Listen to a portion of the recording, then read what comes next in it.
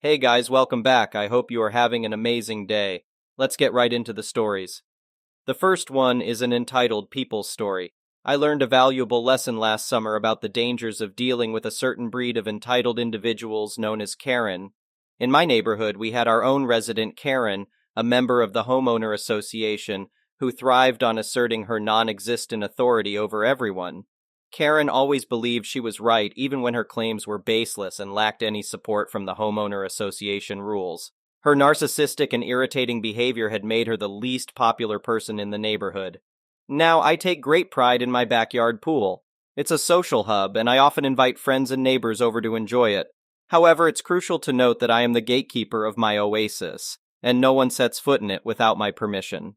Everything was going smoothly until one eventful week when my wife and I went on vacation, only to return to a shocking surprise. Karen had sued me. To avoid confusion, let me rewind a bit and explain what unfolded in my absence. Karen concocted a brilliant plan. She wanted to throw a pool party, despite not having a pool of her own. To fulfill her grand vision, she invited the entire neighborhood to my pool party. Meanwhile, everyone seemed under the impression that I had authorized the gathering. Unfortunately, I remained blissfully unaware of this unauthorized party, while some unbelievable incidents took place in my absence. Not only was Karen heavily intoxicated from a mix of alcohol and drugs, but she also positioned herself perilously close to the edge of my pool. In an unfortunate turn of events, she stumbled and fell into the water, severely scraping her leg against the pool's edge.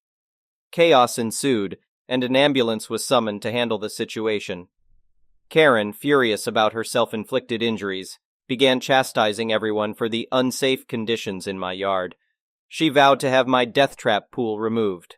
By the time my wife and I returned from vacation, the entire neighborhood had filled us in on the dramatic turn of events. Our neighbors were genuinely apologetic for trespassing on my property, but since they genuinely believed I had approved the pool party, I harbored no ill will toward them. The only person deserving of my frustration and blame was Karen. One might expect that after sobering up, she would recognize her own foolishness. However, Karen's insatiable need to be right compelled her to sue me, convinced that I should be held liable for her own recklessness. While it is true that, in our region, property owners bear responsibility for accidents on their premises, the flaw in Karen's logic was glaringly evident. Karen, perhaps seeking attention or hoping to bully me into submission, made a spectacle of the lawsuit. Little did she know that I was determined not to let her torment me any longer. In fact, I countersued her, intending to turn the tables in this outrageous case. I must clarify that while Karen's injury was legitimate, I would have genuinely apologized and covered her medical expenses had it occurred during one of my authorized parties. The day arrived when we faced off in court, and I was astounded by how easily my strongest defense emerged. We presented ample evidence to prove that I was on vacation during the time of the party, leaving no room for doubt regarding my lack of knowledge and consent. Karen inadvertently revealed this truth while trying to defend herself, offering a bizarre explanation to the judge. Karen, the pool is in the yard of an homeowner association home, which means it belongs to the homeowner association. The entire community can use it at any time without permission. Judge, that is not how any homeowner association works. The property belongs to the homeowner, and trespassing occurs when someone enters without their consent. Karen, the law states that if I get hurt on their property, they are liable. Judge, that provision doesn't extend to illegal entry onto someone's property. The homeowners hold zero responsibility for your actions. After examining the pool's condition through images and inspections, it is not deemed unsafe. Karen seethed with anger, as the judge firmly debunked her misguided claims. Even her lawyer attempted to silence her, likely fearing that her outbursts would worsen her situation. Consequently, Karen's attempt to extract money from me proved futile. Moreover, I countersued her successfully.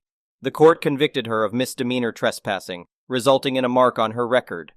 Additionally, we obtained a restraining order which prohibited Karen from approaching us or our property. Now remember how I mentioned my love for petty revenge? Well, I couldn't pass up the opportunity to get back at Karen. With the pool cleaned and ready for swimming, we hosted a series of fantastic parties throughout the rest of the summer. Our neighbors, except for Karen due to the restraining order, enthusiastically joined in the festivities. Karen was left out.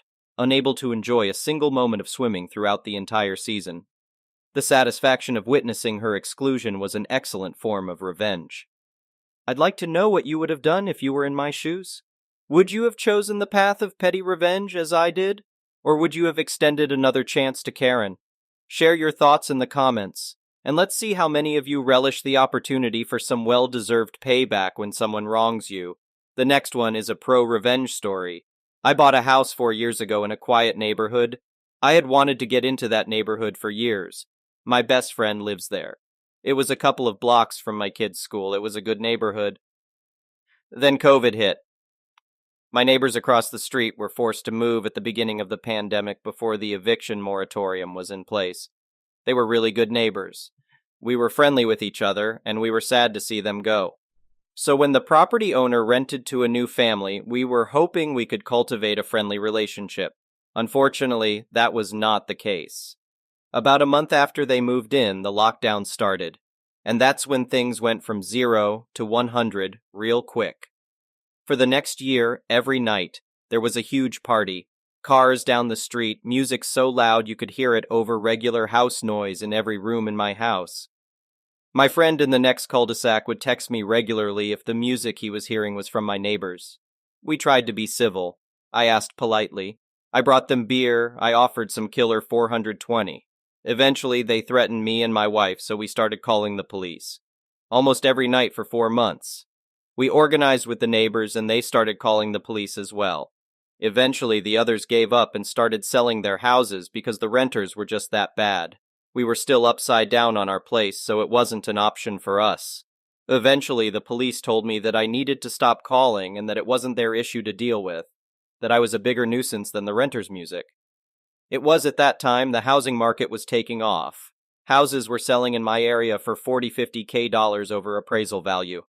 My wife and I looked at what we needed to make so we could move and listed our home for that. In 3 days, we had a handful of obscene offers to choose from.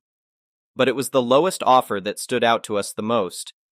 Their offer was a good $20K under the next lowest, but they sent a letter. I'm a sucker for a letter, especially one with a picture of a young pregnant couple and a dog. And a patrol car? Turns out the young man is a police officer newly appointed at the local PD, and he takes his patrol car home. I knew at that point that this was the family to sell my house to, money be damned.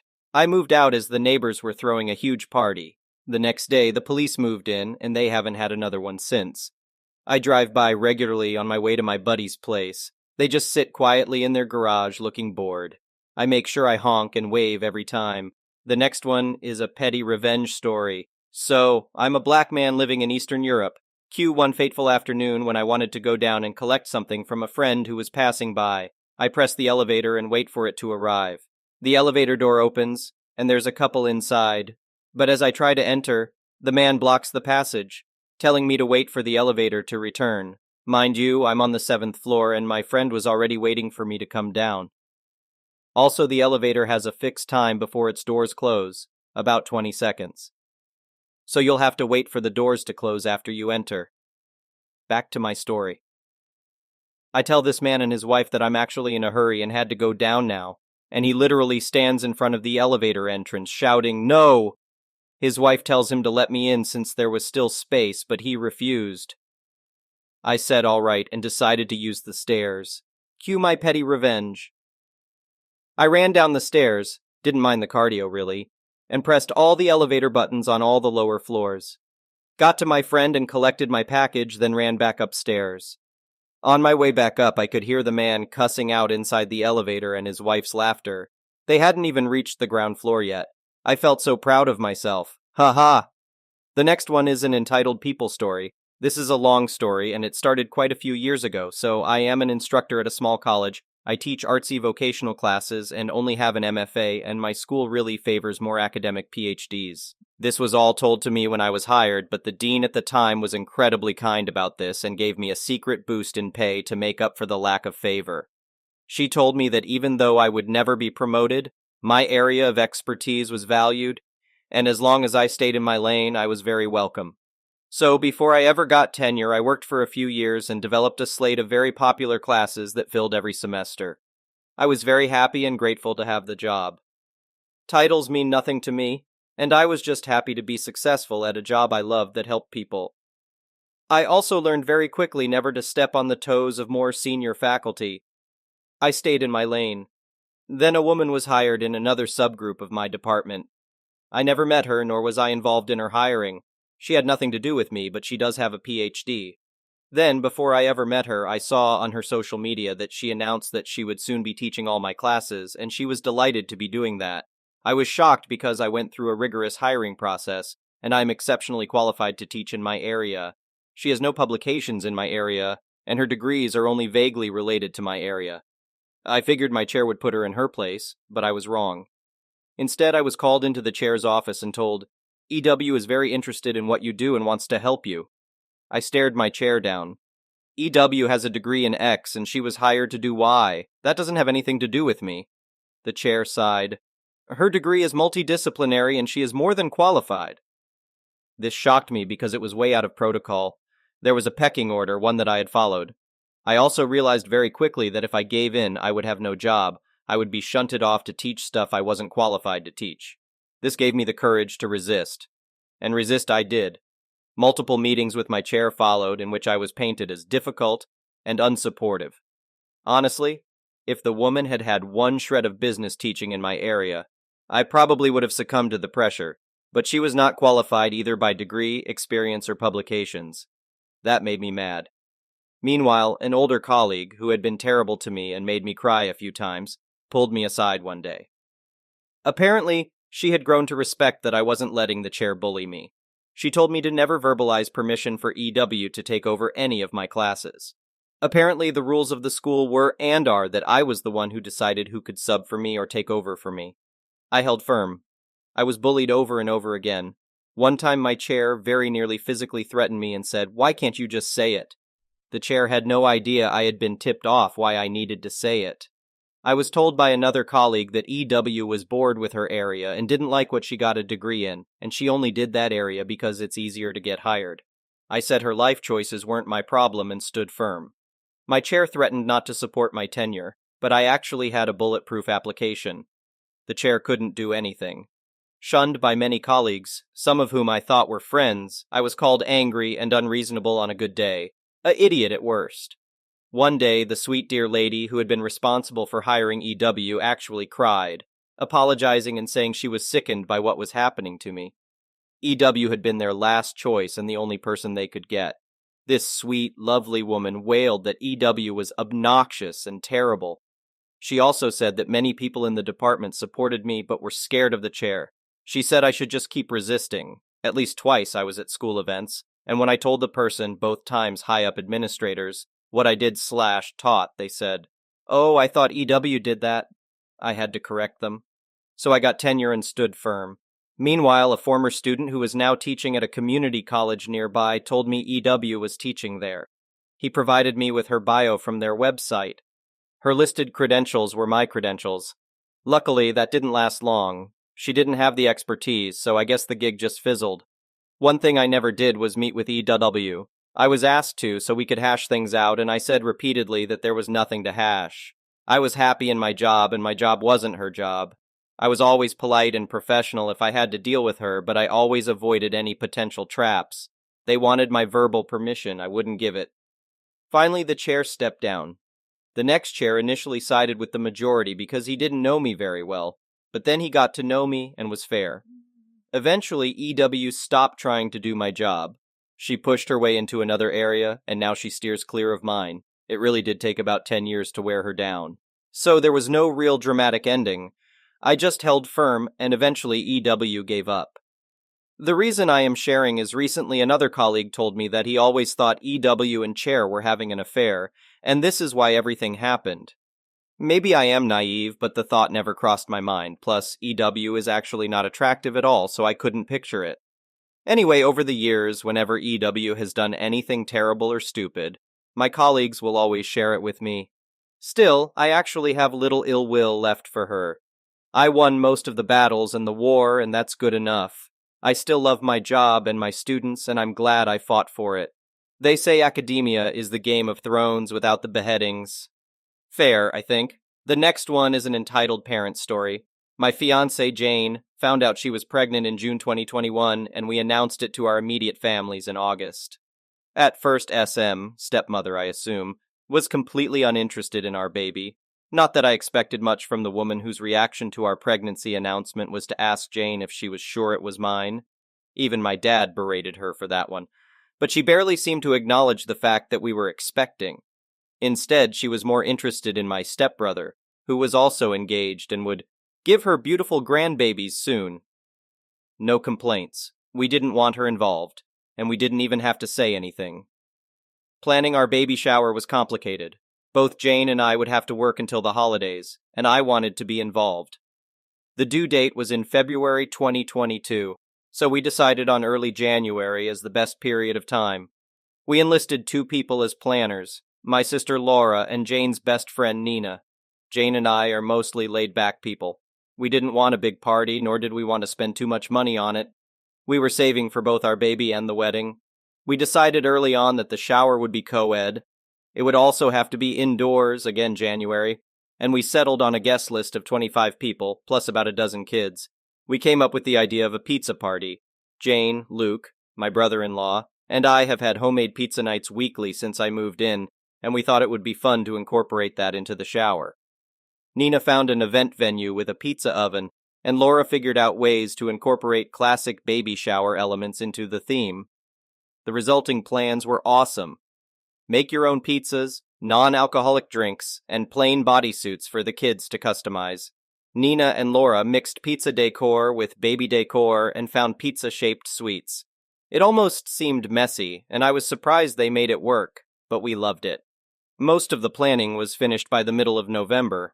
Well, later that month, my stepbrother's fiancée left him for her ex. They'd been together for 4 years at that point, and it was both sudden and traumatizing for him. He was devastated. SM then realized the grandkids she dreamed of would take longer to come than she'd thought. So naturally, without her son's milestones to obsess over, she moved on to mine. Suddenly, SM went from an aloof relative to an excited grandma-to-be. Facebook posts, tacky promoted to Nana shirts, the whole 9 yards. At first, we were too busy finishing things up at work and getting ready for the holidays to worry about that. But it didn't take long for her to start pestering us about planning the baby shower, as well as a gender reveal. We denied the possibility of a gender reveal party. No offense to those who like them, but we don't. Plus, we had decided to wait until birth to find out the sex. SM tried to get us to find out and tell her as a Christmas present, but we didn't. We also denied her the baby shower. She told my father, and he told Laura to let SM help out with the plans. Since she was still living with SM at the time, she didn't have much of a choice. She called Nina, and they met SM for coffee. Although I wasn't there for that meeting, Laura told me what happened later.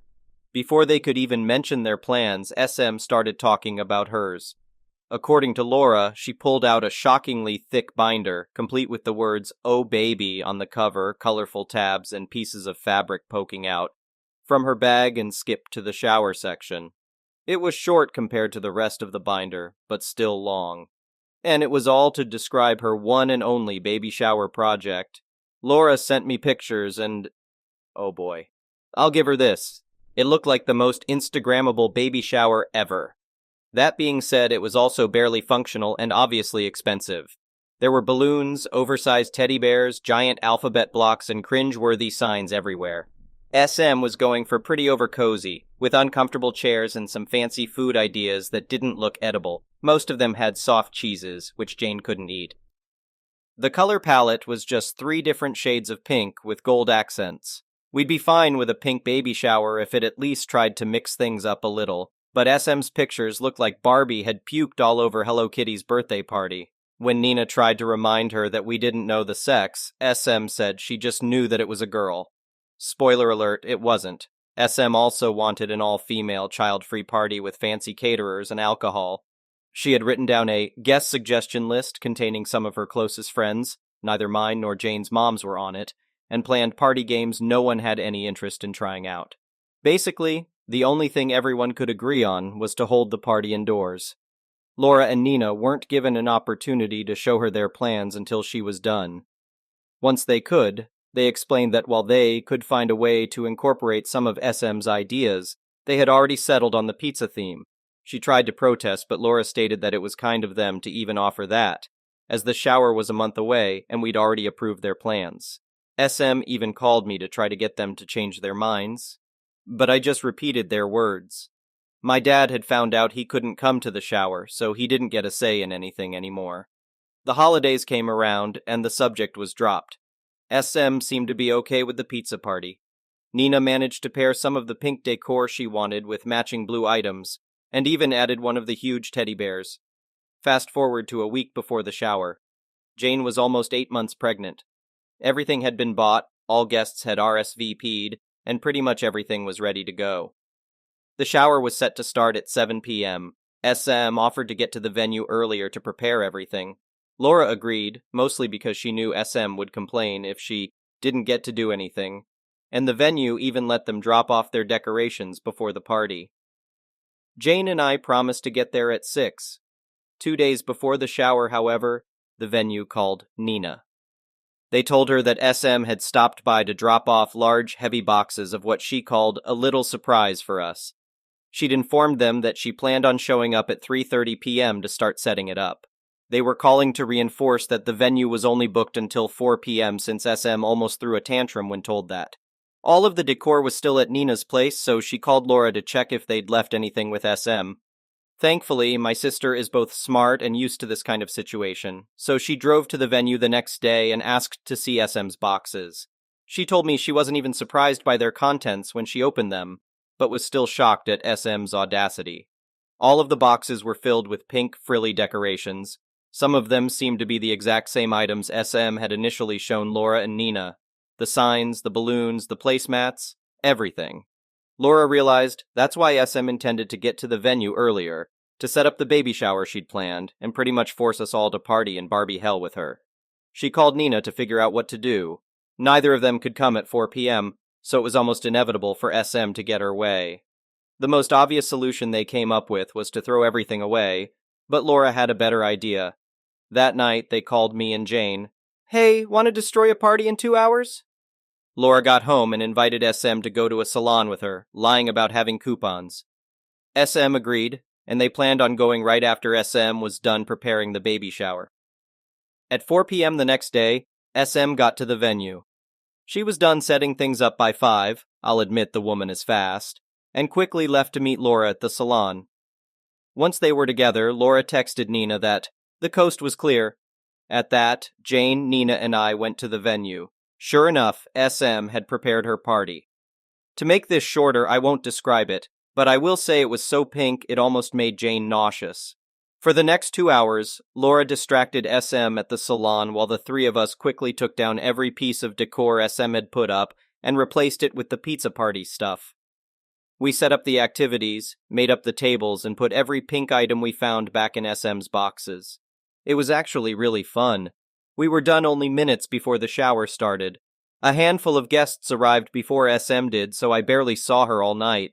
Laura told me that when they got there, SM's jaw dropped as she tried to make sense of what had happened to all her pink decor. My sister just smiled, whispered "nice try" in her ear, and went to help Luke customize a bodysuit. Overall, the baby shower was everything we'd hoped for. Our friends were there, people had fun, and we had a ton of pizza. So I didn't really care that SM spent the whole party sulking in the corner. Nina did catch her trying to put little pink bows on top of the cupcakes, but she quickly shut that down. I give Laura and Nina full credit for saving the day. SM's interest in our baby quickly died after that. She stopped wearing her Nana shirts, didn't come to see us at the hospital when he was born, and refused to even acknowledge that he was a boy until she met him weeks later. Up until we went no contact, she was a very loose definition of the word grandmother. I couldn't be more grateful that my son will never know her. Thank you for watching. I would really appreciate it if you could like the video and subscribe to our channel if you haven't already. We'll see you again tomorrow.